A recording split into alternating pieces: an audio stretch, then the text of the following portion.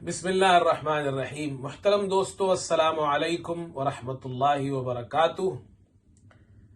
ابو بکر صدیق رضی اللہ تعالیٰ عنہ خلیفہ اول ہے، اور آپ کی شان میں اور خلافت کی جو ترتیب ہے جو آپ سے شروع ہوئی اور حضرت علی رضی اللہ عنہ پر ختم ہوئی، اس پر چند اشعار پیش خدمت ہے۔ فرمایا کہ بو بکر یکسو علی ایک جانب، بو بکر یکسو علی ایک جانب، خلافت کو گھیرے ہے باسد صفائی، الف اور یہ کی طرح ان کو جانو، الف اور یہ کی طرح ان کو جانو کہ محصور ہے ان میں ساری خدائی۔ ابو بکر صدیق رضی اللہ عنہ کے نام کا پہلا حرف الف ہے، الف سے شروع ہوتا ہے ابو بکر، اور حضرت علی رضی اللہ عنہ کے نام کا آخری حرف ہے علی، یا ہے۔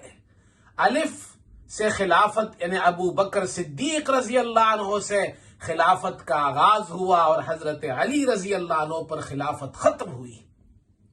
تو فرمایا الف اور یہ کی طرح ان کو جانو کہ محصور ہے ان میں ساری خدائی، اور یہ تشبیہ واقعی ہے تو جگہ بھی، یہ تشبیہ واقعی ہے تو جگہ بھی، الف اور یہ نے بترتیب پائی، وہ اول خلیفہ کے اول میں آیا۔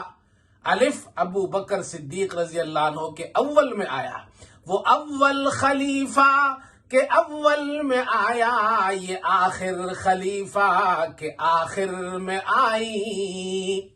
اور ایک بات آخر میں ایک نقطہ اور بھی سن لیجئے۔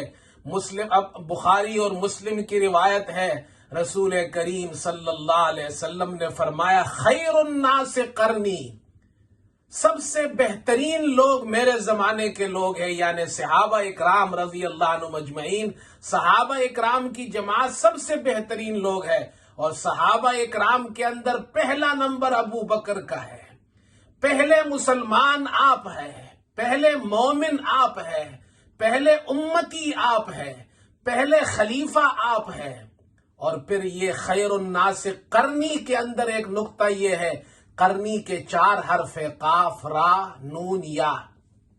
قاف ابو بکر صدیق رضی اللہ عنہ کے نام کا آخری حرف قاف ہے، اور را حضرت عمر کے نام کا آخری حرف را ہے، اور نون حضرت عثمان رضی اللہ عنہ کے نام کا آخری حرف نون ہے، اور یا قرنی حضرت علی رضی اللہ عنہ کے نام کا آخری حرف یا ہے۔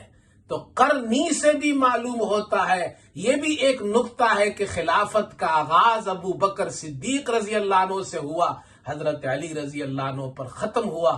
اللہ ہمیں صحابہ اکرام کے نقش قدم پر چلنے کی توفیق عطا فرمائے۔ وآخر دعوانا ان الحمد للہ رب العالمین۔